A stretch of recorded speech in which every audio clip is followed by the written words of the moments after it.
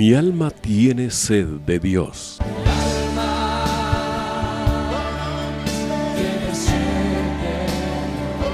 Un espacio que reconforta, alienta y motiva a la luz de la palabra de Dios. Un espacio de clamor e intercesión por todos aquellos que hoy necesitan una palabra de aliento de parte del Dios Todopoderoso.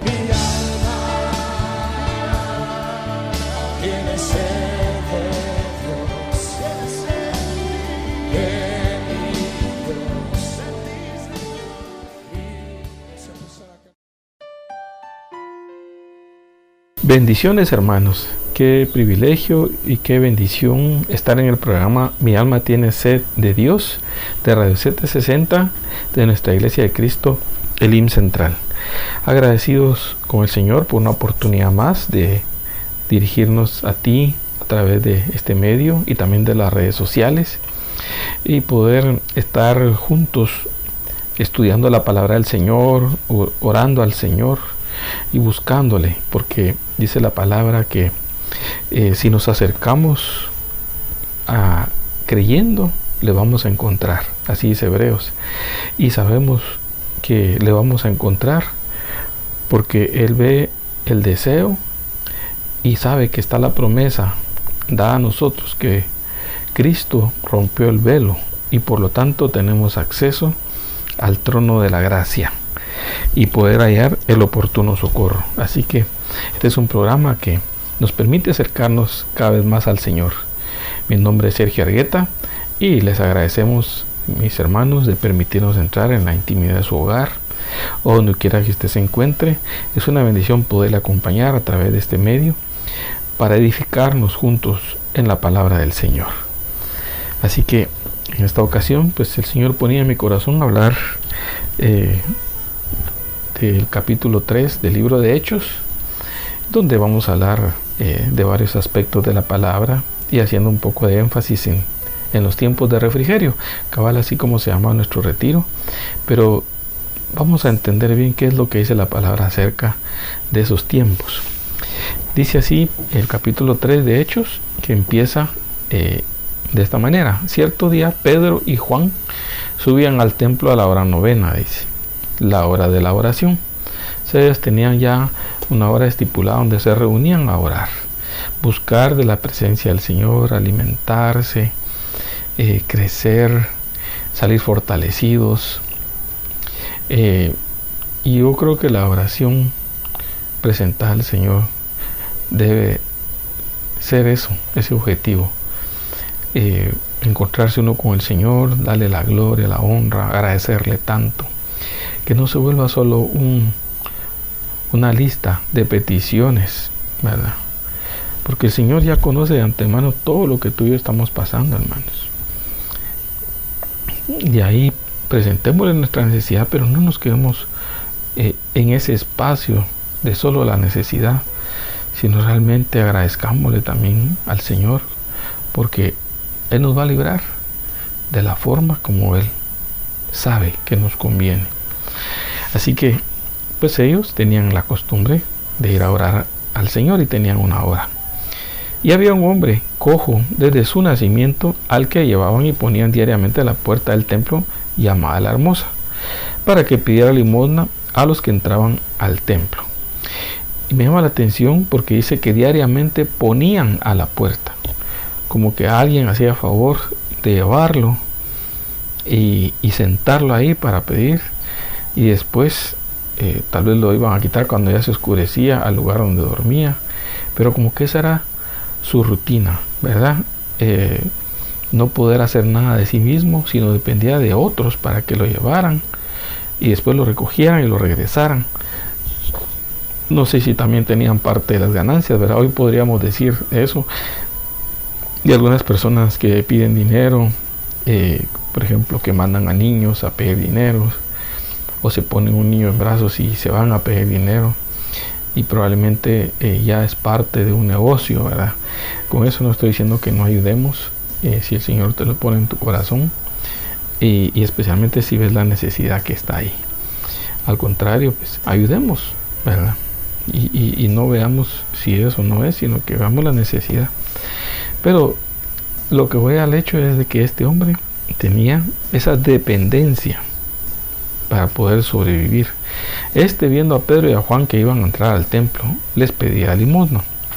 Entonces Pedro, junto con Juan, fijando su vista en él, le dijo: míranos, porque seguramente no era el primer encuentro que habían tenido, si sabemos que diariamente lo ponían en la puerta, o probablemente Juan y Pedro no habían coincidido en el momentito que lo habían puesto, y esta vez sí, es probable. Lo importante es ¿qué es lo que viene? Él los miró atentamente, esperando recibir algo de ellos, porque ellos le dijeron: míranos. Pero Pedro le dijo: no tengo plata ni oro, pero lo que tengo te doy. En el nombre de Jesucristo el Nazareno, anda. Y tomándolo de la mano derecha, lo levantó. Al instante sus pies y tobillos cobraron fuerza, y de un salto se puso en pie y andaba. Entró al templo con ellos, caminando, saltando y alabando a Dios. Mira qué milagro más tremendo. Y este hombre porque dice sus tobillos y sus pies, o sea, sus dos pies tenían impedimento para poder caminar, estar en esa condición, y de repente viene el Señor y le hace ese milagro a este hombre para sacarlo de esa vida que llevaba de impotencia, de no poder hacer nada. Y viene el Señor y no solo le sana sus pies, sino que le cambia la vida realmente. Y cuando uno experimenta algo así, porque este hombre también se convirtió al Señor seguramente, y lo explica la palabra más adelante cuando da el mensaje Pedro, que entró al templo caminando. Fíjese cómo entró: caminando, luego saltando y alabando a Dios. Entonces, hermano, ¿cómo no vamos a expresarnos nosotros con danza, con saltos, alabando al Señor, sabiendo el milagro que Dios ha hecho primero de sacarnos de la vida que llevamos, de pecado, de esclavitud, y ahora darnos salud, darnos vida eterna y nueva vida en Cristo, y darnos una esperanza, un futuro, como dice la palabra en Jeremías? Pues no cabe duda que este hombre tenía muchos motivos para alabar a Dios. ¿Tienes tú motivos para alabar a Dios? Pues no dejes quieto tu cuerpo. Cuando oyes la alabanza, cuando oyes canto de júbilo, exprésate al Señor. De hecho, la alabanza debe permitir eso. No es solo ir a cantar por cantar, sino debe ser la palabra cantada. Y luego dice: y todo el pueblo lo vio andar y alabar a Dios. O sea, el testimonio de Dios se va a notar. El cambio en la vida de un hombre se debe notar, hermano, en una vida diferente. Y reconocieron que era el mismo que se sentaba a la puerta del templo, la hermosa, a pedir limosna, y se llenaron de asombro y admiración por lo que le había sucedido. Es decir, hay gente que te conoce, hermano, que me conoció a mí en mis pecados, en mi condición de bajeza, y ahora se admiran, dirán: pero no era un hombre recomendable, confiable, y ahora se le ve cambiado, es responsable, no grita, tiene un carácter diferente.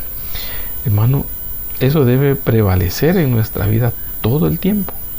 Todo el tiempo debe ser un testimonio para aquellos que te observan, porque déjame decirte que desde que tú te convertiste al Señor, te observan tus hijos, tu esposa, tu esposo, la familia cercana, y viene esperando ver tu testimonio para ellos venir a Cristo. Entonces, estando el que era cojo, mire cómo dice la palabra, el que era cojo, aferrado a Pedro y a Juan, todo el pueblo lleno de asombro corrió al pórtico llamado de Salomón, donde ellos estaban. Pues, qué lindo, ¿verdad? Porque no solo había entrado al templo, sino que salió de ahí y se fue al pórtico de Salomón con ellos, abrazado.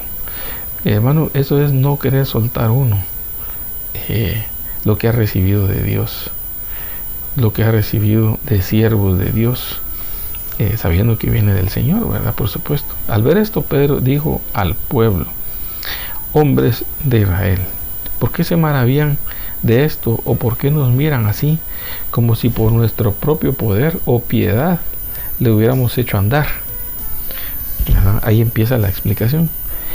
El Dios de Abraham, el de Isaac y de Jacob, el Dios de nuestros padres, ha glorificado a su siervo Jesús, al que ustedes entregaron y repudiaron en presencia de Pilato, cuando éste había resuelto poner a Jesús en libertad.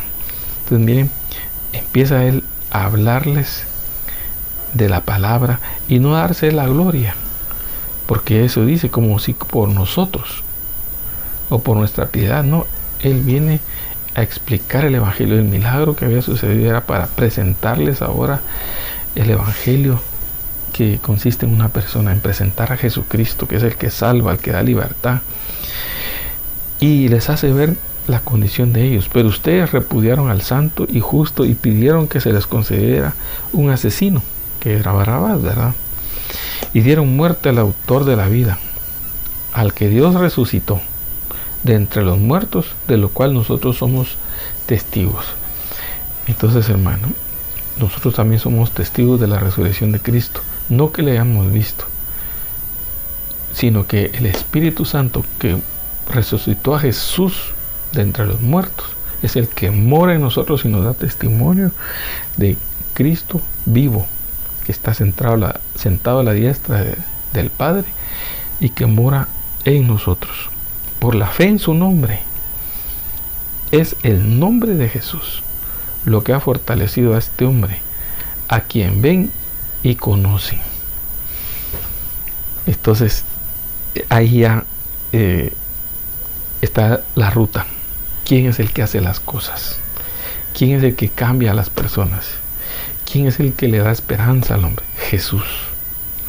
La fe en Él, la fe que viene por medio de Jesús, dice aquí, le ha dado dice, esta perfecta sanidad en presencia de todos ustedes.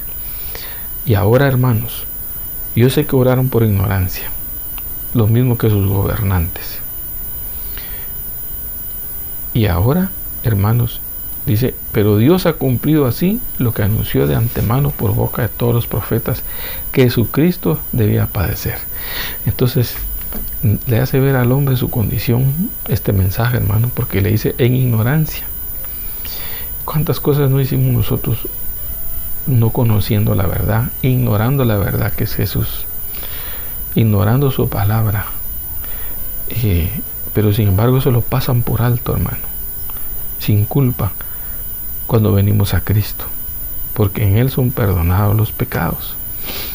Y a eso le llama ignorancia. Pero si alguien conociendo al Señor sigue pecando, hermano, por supuesto que hay esperanza. Tiene que arrepentirse. Pero eso te puede hacer retroceder, hermano, en tu fe, en tu testimonio. Entonces cada día tenemos que cuidarnos, presentar al Señor nuestros pensamientos con los cuales le fallamos, o alguna expresión, alguna palabra, etcétera, de los que están cercanos. Pero el Hijo de Dios va a venir rápido al arrepentimiento, porque el Espíritu no lo va a dejar tranquilo. Eso es estar vivo, hermano. Y entonces explica aquí Pedro en el versículo 18: pero Dios ha cumplido así lo que anunció de antemano por boca de todos los profetas, que Jesucristo debía padecer. O sea, a pesar de la ignorancia de ustedes, ya estaba todo escrito de que él iba a padecer. Y dice, por tanto, dice, arrepiéntanse y conviértanse para que sus pecados sean borrados. Entonces, mi hermano, ese es el primer paso: arrepentirse y convertirse. Arrepentirse es cambiar de rumbo,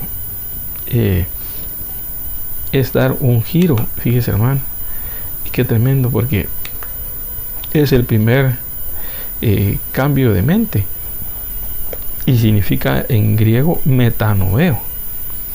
Dice pensar diferente, reconsiderar. Entonces, ¿dónde empieza la primera administración a nuestra mente por el Espíritu? Cuando nos arrepentimos, porque ha venido la tal confrontación del Espíritu a nosotros, que toca nuestra mente y nos hace ver nuestra condición. Y conviértanse, es decir, la nueva naturaleza de Cristo nos va a poner la nueva naturaleza de Él. Convertirse es epistrefo, es revertir, dicen convertirse, retornarse. Entonces, ese es un cambio, hermano, de inmediato en aquel hombre que tiene la experiencia de encontrarse en Cristo Jesús. Dice, para que sean borrados, sus pecados sean borrados. Es decir, ya no los van a tomar en cuenta. El pecado más grande por el cual el hombre va a ser condenado es rechazar al Hijo de Dios, hermano. No es si fue borracho, no es si robó, si se drogó. Eso no es, hermano, la condenación que viene. Es porque habiendo conocido el don de Dios para salvación, que es Cristo Jesús, lo rechazaron, no recibiendo la oportunidad de salvarse, de arrepentirse y de convertirse. Y es ahí donde viene el nuevo nacimiento, la nueva naturaleza de Cristo. Y luego dice, a fin de que tiempos de alivio, dice esta versión. En otra versión dice tiempos de refrigerio vengan de la presencia del Señor. Quiere decir que, y aquí me quiero detener un poquito, porque el primer paso pues es convertirse uno al Señor, arrepentirse y convertirse uno al Señor por el Espíritu Santo. Y empieza una carrera para el Hijo de Dios, empieza un caminar, pero se va a cansar, se va a contaminar. Entonces uno necesita refrigerio, recobrar el aliento nuevamente para seguir. Y no dice un tiempo de refrigerio, dice tiempos, porque vamos a necesitar visitación de Dios, hermano, en este caminar. Esos son la visitación del Espíritu que ministra nuestro espíritu para darnos fortaleza, para darnos esperanza, reavivarnos y poder seguir la carrera, hermano. Entonces, el tiempo de refrigerio son momentos de visitación del Espíritu a los cuales nos hace liviana esta carrera. Podemos ir caminando o poder ir avanzando en esta carrera muy lento por estar arrastrando muchas veces pesos, pecados, amarguras, faltas de perdón, heridas, hermano, que solo de la presencia del Señor puede venir tal dotación para fortalecerte y dejar atrás el peso, dejar atrás el pecado, dejar atrás tantas cadenas y esclavitudes en las cuales a veces andamos. Entonces es necesario exponernos al Espíritu Santo para que vengan esos tiempos. Por eso a mí me gusta mucho cuando en la alabanza, hermano, damos un espacio para la adoración genuina al Señor, y entonces viene visitación de Dios. Tú expresas al Señor, el Espíritu te lleva a hablar en otras lenguas, misterios, y adorar al Señor en otra expresión, de tal manera que viene una visitación de Dios a reconfortarte, a fortalecerte, y eso te da ánimo para vivir, te bota cargas, ¿verdad? A veces el Señor usa a un hermano o una hermana que te lleva una palabra que solo tú sabes qué estás pasando. Y viene el Señor y te habla y te dice: hijo mío, hija mía, yo vengo a decirte que esta prueba es momentánea, porque yo tengo planes nuevos para ti, y esta prueba va a ser un testimonio para los tuyos que no creían en mí. Por lo tanto, ven y recibe la fortaleza, porque pronto darás testimonio. Cosas así, hermano, que el Señor le permite a uno en esta carrera tener frescura nuevamente, tener alivio, dice aquí esta versión, refrescar, dice en el griego. Vamos a ver la palabra en griego, porque dice muchas cosas. En inglés dice refreshing, revival, dice recovery, recobrar el aliento, dice, porque a veces parece uno desfallecer, ¿verdad, hermano? Y necesita uno en el camino ser reavivado, ¿verdad? Como aquel que necesita ser reanimado, ¿verdad? Por eso cuando uno ve aquellas competencias de carreras, de maratón, en el camino van a haber estaciones donde ellos pasan refrescándose. Ahí hay agua, ahí hay bebidas energizantes, o no energizantes, sino que recuperan electrolitos, sueros, hay fruta, y ellos pasan, y así van, igual los que van en ciclismo, les llevan sus pachones y ahí se reavivan, se reaniman. En todos los deportes tienen esos descansos, tiempos, obviamente, tiempos, kairos, diríamos, dice la palabra para el cristiano, de reanimarse. Entonces, hermano, tú necesitas entrar en esos tiempos del Señor. Yo necesito entrar en esos tiempos del Señor, porque la carrera es dura. Yo estaba leyendo en Deuteronomio, en Números, que Israel hizo varias paradas en los 40 años que caminó en el desierto para llegar a la tierra prometida.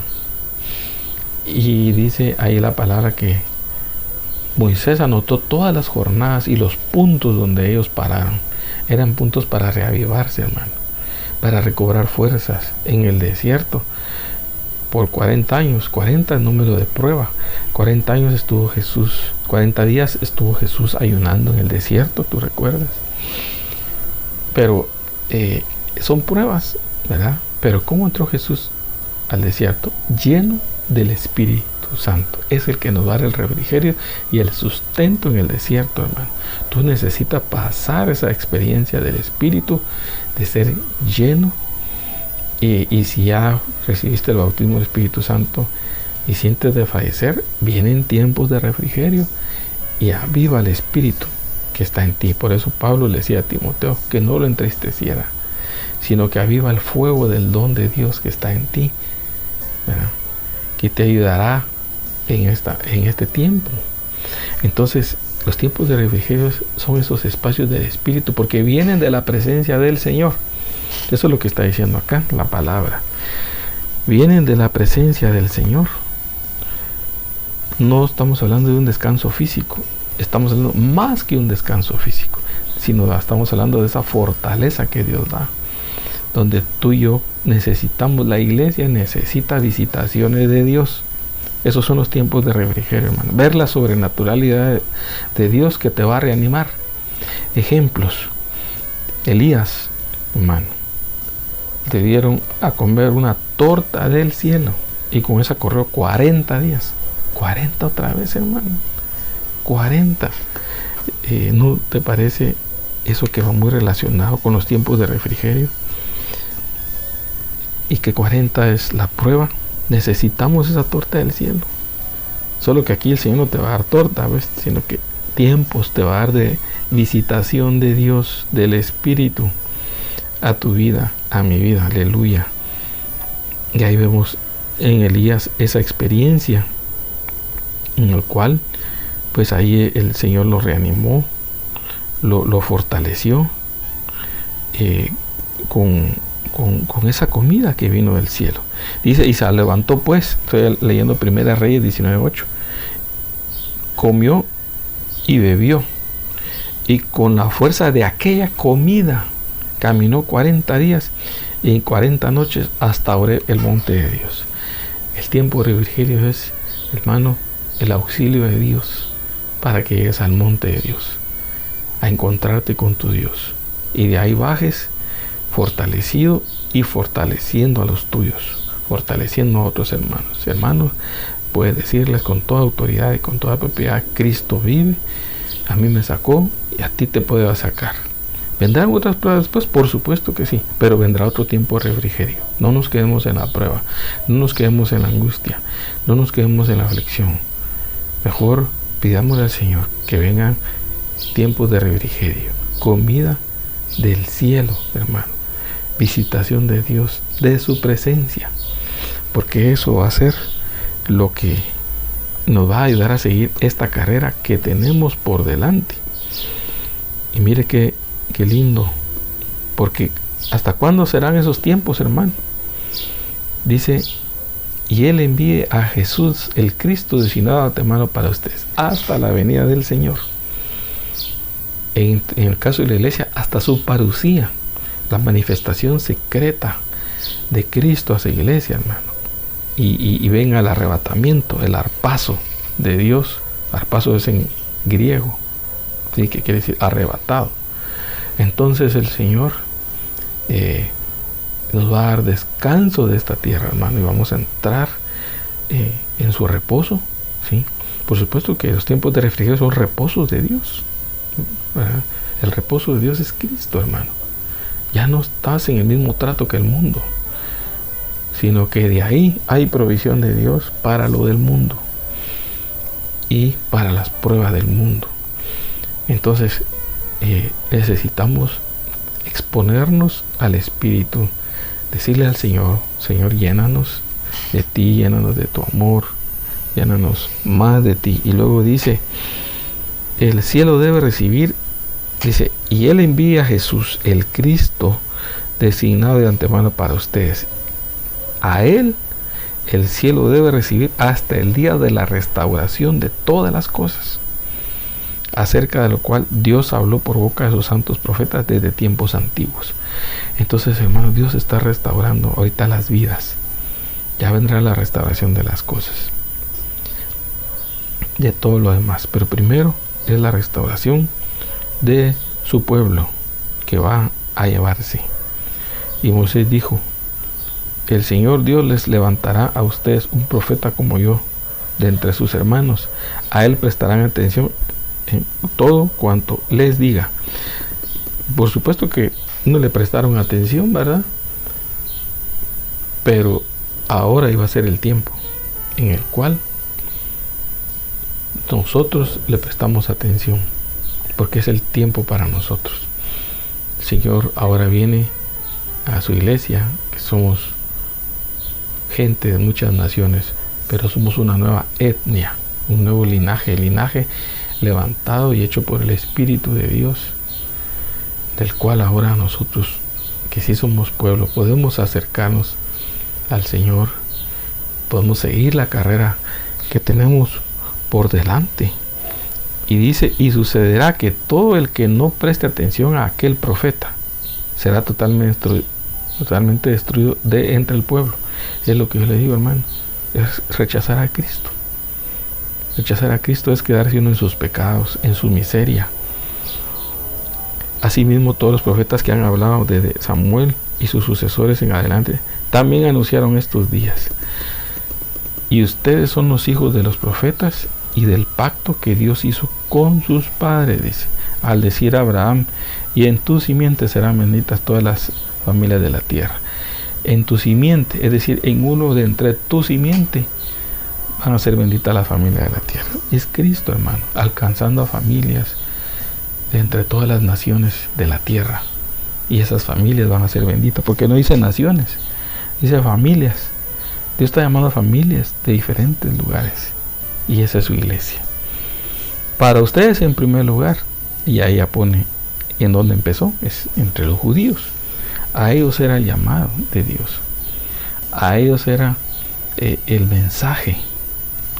A ellos era el recordatorio de las promesas de los profetas, que fue anunciada en los profetas y de los tiempos. Pero no conocieron el tiempo de su visitación. Está el tiempo de su visitación y está el tiempo de los refrigerios, hermano. Ya te vino el tiempo de la visitación. Gloria a Dios. Entendiste por el Espíritu, no por tu capacidad, porque nadie viene a Cristo si el Padre no lo trae, hermano. ¿Y dónde vemos del Padre? En la preexistencia, lo dice la palabra. Nadie viene a mí, y el que viene a mí aprendió del Padre. Entonces, y el Espíritu es el que convence de pecado, y nos dice: tienes que mirar a la cruz, tienes que acercarte a la cruz. Para ustedes, en primer lugar, les dijo: Dios, habiendo resucitado a su siervo, lo ha enviado para que los bendiga, mi hermano, a fin de apartar a cada uno de ustedes de sus iniquidades. Esa es la lucha que tiene el cristiano.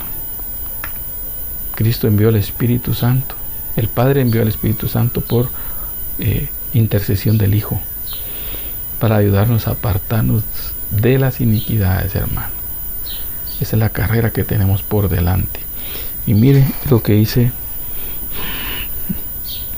Hebreos 12, donde habla de esa carrera. Es bien precioso, porque dice: por tanto, puesto que tenemos en derredor nuestro tan gran nube de testigos. Es decir, ellos están siendo testigos, hermano, y ver si nosotros vencemos como ellos vencieron. Por eso aparecen en ese capítulo de Hebreos como héroes de la fe, esperando que tú y yo venzamos. Por eso son testigos. Despojémonos también de todo peso y del pecado que tan fácilmente nos envuelve.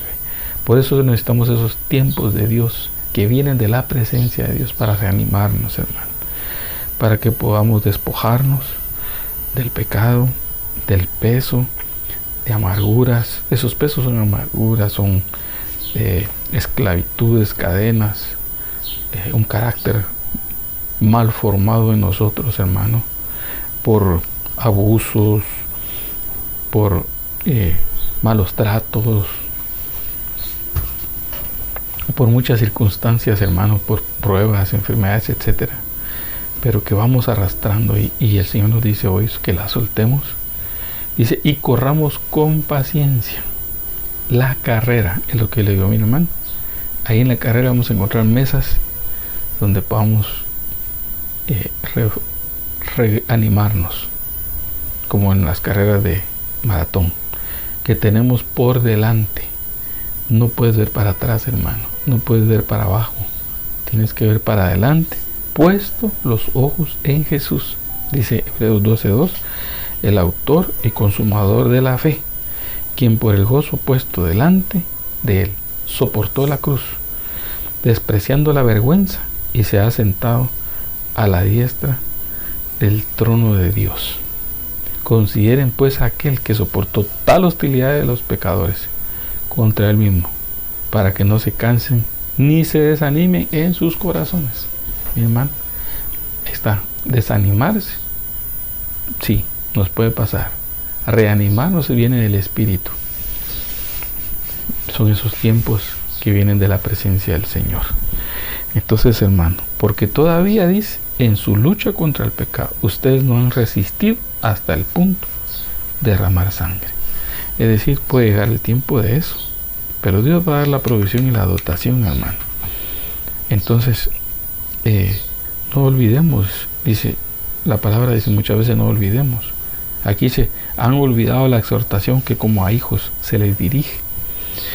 Entonces dice: hijo mío, no tengas en poco la disciplina del Señor, ni te desanimes a ser reprendido por Él, porque al Señor, al que ama, disciplina y azota a todo el que recibe por hijo.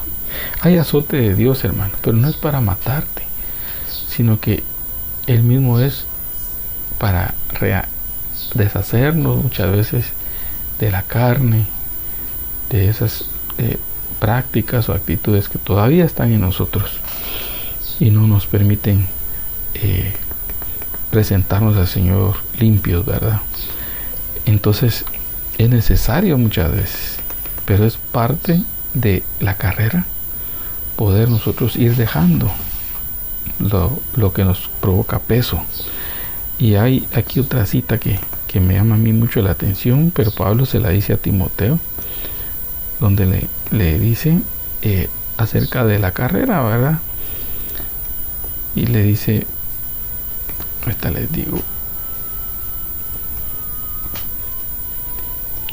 es en esa parte donde Pablo anima a Timoteo, le dice, he peleado, dice, pero en Hechos está, pero en ninguna manera estimo mi vida como valiosa para mí mismo, a fin de poder terminar mi carrera y el ministerio que recibí del Señor. ¿Para qué? Para dar testimonio solemnemente del Evangelio de la gracia de Dios. Y dice, he peleado la buena batalla, he terminado la carrera, he guardado la fe. Mire qué lindo, porque esa es la parte que tenemos que alcanzar. Que nosotros al final guardemos la fe y no nos quedemos frustrados y ni abandonemos la carrera, hermano, porque van a estar otros observándonos. Dice que tenemos nosotros que poner nuestra mirada en Jesús. Y mismo Pablo sí se lo dice a Timoteo, en 2 Timoteo 2:5, dice, también le dice, el que compite como atleta no gana el premio, sino compite de acuerdo a las reglas. Entonces quiere decir de que la regla para el que compite, pues primero debe ser practicar, ejercitarse, ¿sí? Luego cuidar su dieta, cuidarse de desvelos, cuidarse de algunos placeres. Tal vez otros están deleitándose y él está haciendo ejercicio, corriendo, agregando más millas a su cuerpo para tener más resistencia, alimentándose de mejor manera, y tal vez le están ofreciendo por ahí otros alimentos para que él pues comparta con ellos, pero él está enfocado en una carrera, es el atleta. Entonces igual nosotros, hermano, y si desfallecemos, hay tiempo de refrigerio para nosotros de la presencia del Señor. Así que quiero exhortarte y animarte, hermanos, que no te detengas en la carrera, sino que te acerques y te expongas al Espíritu Santo y dile, Señor, lléname cada día, porque necesito avanzar en esta carrera a la que tú me has llamado. Yo quiero alcanzar el premio. No quiero como dar palazos al aire, sino que no quiero desenfocarme en mi mirada hacia ti, sino que necesitamos, hermanos, ser fortalecidos en el Espíritu. Es lo que yo le digo, la sobrenaturalidad de Dios la necesita la iglesia. Demos lugar a ella, expongámonos, y vas a ver, hermano, que el Señor te va a llevar a nuevas experiencias y a conocerlo de una manera maravillosa hasta que Él venga, porque ese es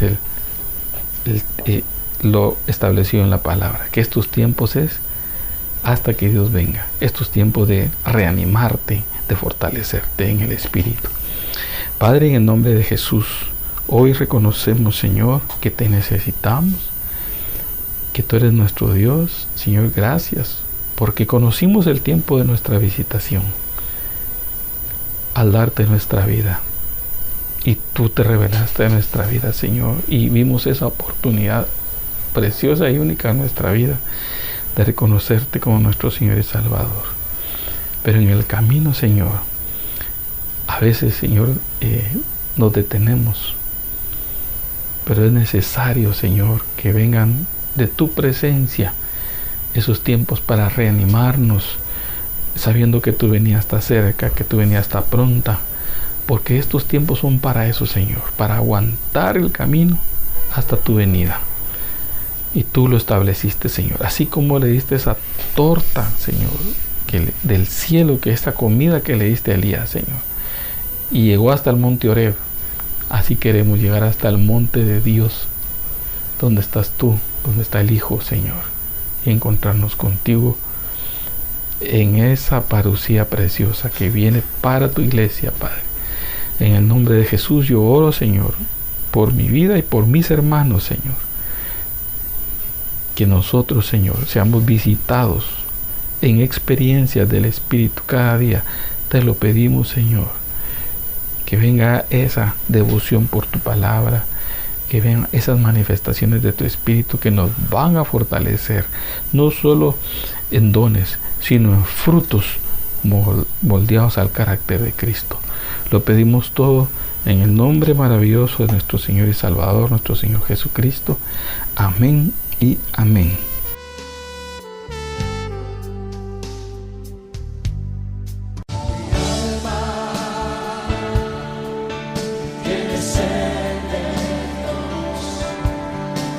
Hemos presentado Mi alma tiene sed de Dios.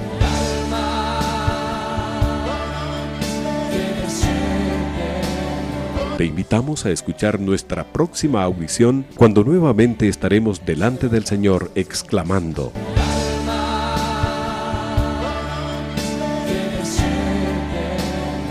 Mi alma tiene sed de Dios. No te lo pierdas. Tiene sed.